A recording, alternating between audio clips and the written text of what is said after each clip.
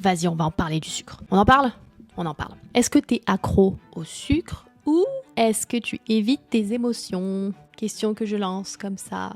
Il y a deux choses qu'il faut comprendre avec le sucre. Il y a un aspect physiologique, ça c'est indéniable, ok ? Ça se passe dans ton corps il te le demande pour plein de raisons, pour plein de déséquilibres hormonaux. Donc si tu as de la facilité à aller vers le sucre, si c'est un réflexe chez toi, il y a forcément un aspect physiologique ici qu'il faut aller adresser. C'est ce qu'on fait toujours en premier avec nos clientes. Avec ça, ça peut se régler très facilement. Parfois aussi, c'est pas suffisant. Ça fait une grosse partie du travail, mais ça fait pas tout le travail. Évidemment, le sucre, il y a une notion d'un système de récompense, un système de compensation émotionnelle derrière le sucre. Puis ce que ça vient faire, c'est que ça vient anesthésier ce que tu as besoin de ressentir. Donc c'est un moyen de ne pas faire face à ce que tu ressens vraiment. Soit parce qu'on sait pas comment faire, soit parce que c'est douloureux de le faire. Donc ça permet d'apaiser ce que tu ressens. Et évidemment, c'est éphémère, c'est pour ça que ça dure pas dans le temps. Donc évidemment, ce qu'on voit avec le sucre, c'est que c'est ta béquille émotionnelle.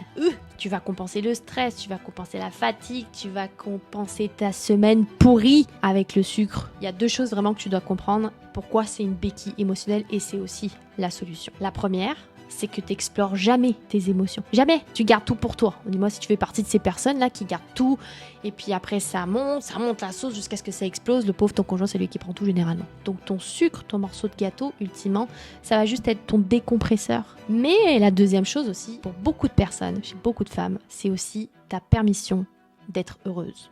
Ouais, tu te dis, après ta grosse journée de travail, puis tout ce qui s'est passé, puis tu t'es occupé de tout le monde, et puis blablabla, tu te dis, attends, je mérite bien ça quand même. Peut-être que tu le mérites, mais en attendant, ça veut dire que c'est le seul moment où tu t'autorises à être heureuse. Donc finalement, si c'est plus ça pour toi, faut que tu te poses la question, qu'est-ce qui te fait te sentir bien et heureuse dans tes journées ? S'il n'y a rien, t'as la solution. Va falloir commencer à trouver qu'est-ce qui te rend heureuse dans ta vie.